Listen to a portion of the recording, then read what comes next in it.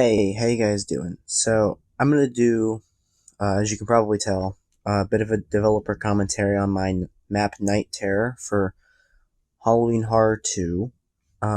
This map really was a total skeleton of what I wanted it to be, and we'll get into the reasons why that didn't really work out later, but yeah, I wanted to have a lot more gameplay elements, a lot more stuff going on, and the whole thing just kind of fell apart. And I'm overall not very satisfied with the way it turned out, but I figured I'd do a bit of a commentary here to explain exactly why. So, yeah. This intro is a bit long, but I wanted it to match up with the music. So, this, as you can probably tell, is a very story-driven map, and from the start, that's what I really wanted it to be. I really wanted to try to do something a bit more of I guess, a psychological kind of horror than anything else, because I feel like that hasn't been done as much as it could be in the Source community. And I had some issues that I really kind of wanted to touch on with this. I'm not necessarily sure if I did that well, but that was what I was going for at the very least. So I'm not going to even read these letters. I'm sure that if you are watching this, you have already played the map and therefore read the letters yourself. So yeah, I'm going to move on. Okay. So the first thing that I'll note is that this is a reasonably accurate recreation of my house. The reason for that was not to kind of tailor this map down to a more personal, like, I guess, story, because I don't hallucinate, in case you don't know, but more just because of a practical reason, and that being that I wanted the house to feel and look as real as possible, and the easiest way that I found to do that was to just use the environment that was around me. And that's exactly what I did. In some ways, this actually was to the detriment of me, because as you can see here, there's quite a few couches in a row, and that's just simply because there's no like long couch model in Source. So yeah, there's issues like that for sure. But for the most part, I think it kind of helped out a bit. I sure do hope that fan isn't too loud, but if it is, let's just turn it down. So yeah, I think we'll just go around and start turning off the lights. This one was apparently very difficult for some people to find because they turned off that light first. And that's perfectly reasonable. I didn't really think about that, and I guess I probably should have gotten more play testing. And another thing that a lot of people got confused by was that this light right here is deactivated by this. And the reason why a lot of people were confused by that is because once you turn off the light, you don't really want to go into the darkness, because the letter implies that there's something bad in regards to going into the darkness, which was initially my plan, but as time went on, that kind of fell apart. So you can actually really be in the darkness all you want, and nothing will happen. So yeah. I have a feeling that was where a lot of people's enjoyment of this map came from, and unfortunately, it's not actually there. So the idea here is that you're putting these letters against this door, and it's kind of supposed to imply that whoever you're writing these letters to is behind this door in some form. And later on we'll find out what their state is. I guess we interact with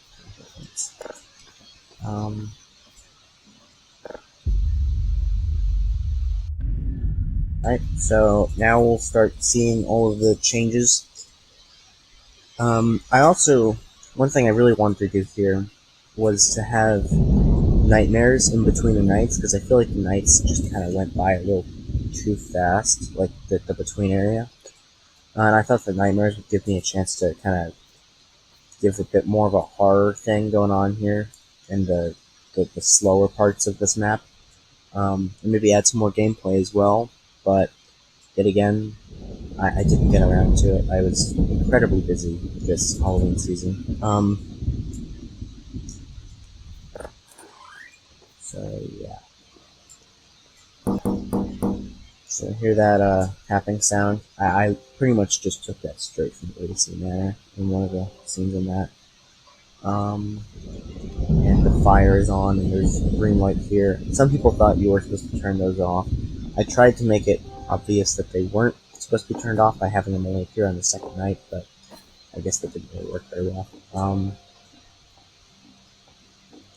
Another thing you might notice is that this map is a bit too dark, and the reason for that was simply because all of these named lights, they have to have a certain radius, in case you don't know, that doesn't allow them to touch other named lights radii, I suppose.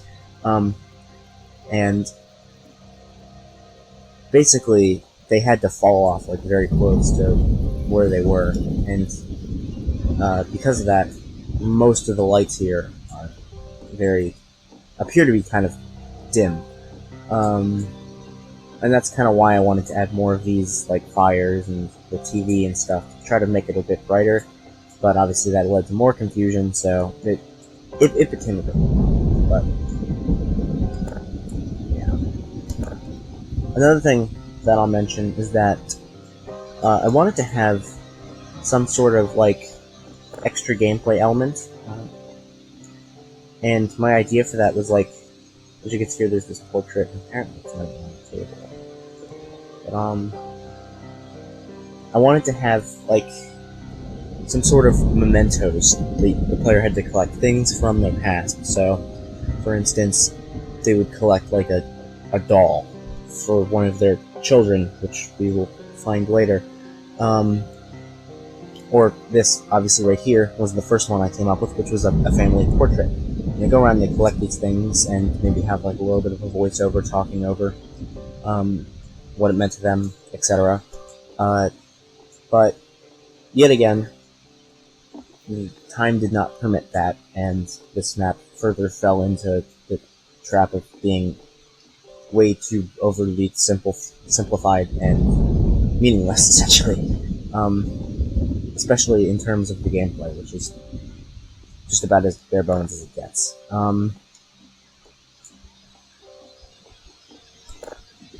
I just turned that on. So turn off all these. Night 3 is where things really start to change, I think. At least that was the plan. So yeah, another letter. As you can see, all of the houses started to fall apart, and the idea with that was that I wanted it to be almost where, even though it's saying these are night 1, night 2, night 3, the implication is that these are not necessarily nights that are right back to back next to each other. An unprecedented amount of time occurs between each night, and as we learn in Night 4, the player doesn't really understand how long the time has really been.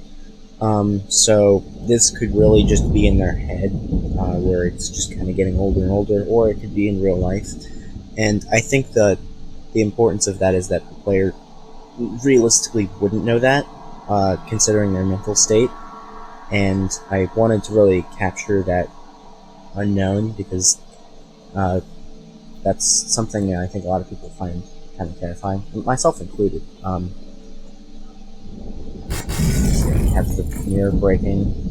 There's supposed to be a ghost in here, but you can't really see it. Shadows weird. Yeah. So, and Salamancer pointed out in his review that the sounds kind of occur when the lights are on, and that's a perfectly reasonable criticism. They just kind of occur whenever the player walks into triggers, because, yet again, I didn't really have time to do anything more complicated with the logic, and even if I did, I'm not very good with hammer logic. It took me a long time to even just figure out the logic to make what you have here work.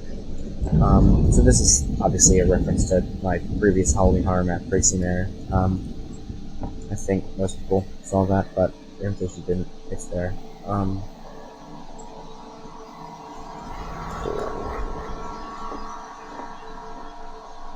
Yeah, so these portraits, they're supposed to be like, I guess, family photos, and the blood appears on them over time, and then on night 4, they go totally, like, scratched.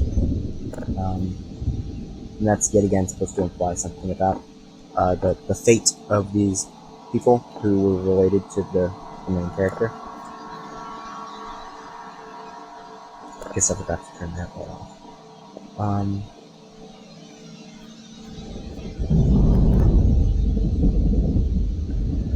Yeah, so here you go. So the player doesn't really necessarily know how long it has actually been. And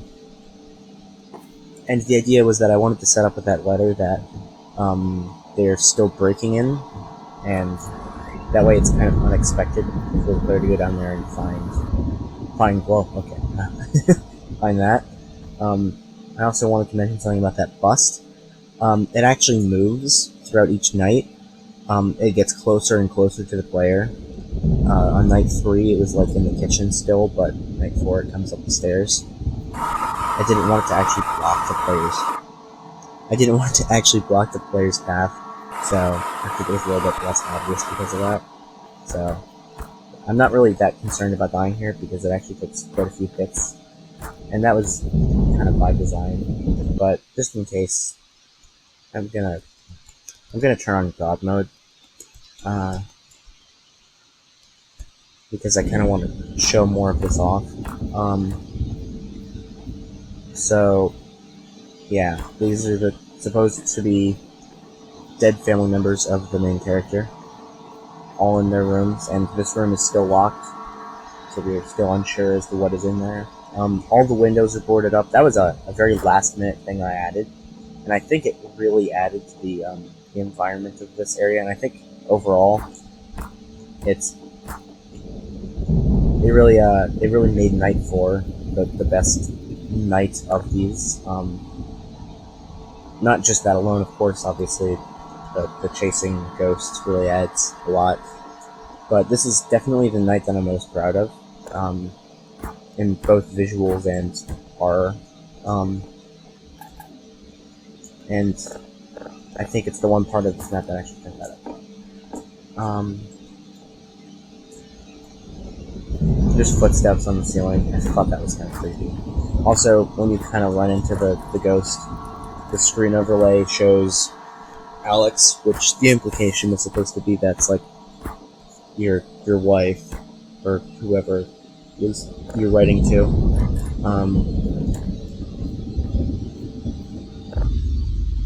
Then for night 5, all the sounds go out to create, I guess, like an uncomfortable stillness because there's been so many sounds previous to that.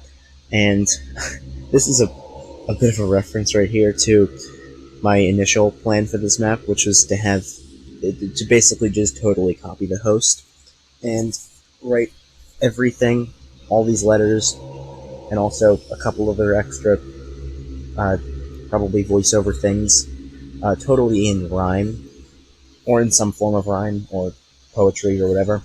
But I am definitely not a poet, as you can tell by this letter. And I ended up just scratching that entirely because it was very impractical to get that done within a 3 weeks time. So, yeah. This is kind of a cheesy letter, and it's unfortunate that we didn't get Tyler to read this one, but yeah. So this whole room here is totally back to normal, and yet again, that's to create an unnecessary, like a feeling of, I guess, comfort, but in a cautious sense, I guess. And then once you come out here, you realize that everything is totally destroyed. Um, Salamander, and I think a couple other people pointed out that this was probably better off just not being included at all. Um, and I would agree with that, considering its current state. Though my idea was to make this like a bit more of an ending, because last time, last Halloween Horror, one of the biggest problems with Gracie Manor was that the ending was so abrupt, and I really wanted to try to fix that with this one. So that was my goal here, but unfortunately, a lot of the logic for the ending just didn't work out with the time I had, and the ending ended up just kind of making no sense and then being just as abrupt as Gracie Manor. So I pretty much got nothing out of the exchange, and yeah, it really just kind of hurt the map more than anything. Uh, there's my Discord profile picture, just a little Easter egg there. When you come into here, all 5 letters, there's the eyes looking at you. Then here's my room from Time Destroys Everything. Or I guess also my room in real life. I'm here crying, and the ghost from Night 4 is supposed to pop out of you there, but it doesn't. So, yeah. This map really didn't turn out how I wanted it to. And it really kind of blew, because I really did want this one to be great. In a lot of ways, this was a very important map for me. But I suppose that's just how things went down. Yeah, I think going forward, I don't think I'm going to be entering these competitions anymore unless I am unless it's a collaborative effort. And I think that's just simply because I don't have the time anymore to put into them by myself, because it really has been very difficult in the past couple of months to even put anything out alone. And as the quality of my maps has shown over the course of the past 3 months, it's really not worth me putting them out, because I don't think I've really made anything that I would really call particularly good since like April and May. So yeah, I think it's time for at least a bit of a break. Maybe I'll continue to enter some of the test tubes, but aside from that, I think I'm gonna, calm down a bit with the entries. And if I'm gonna be entering any of the main map labs going forward, it's gonna be with somebody else. So yeah, I hope you guys at least somewhat enjoyed this map or found something to appreciate about it. And I will catch you later.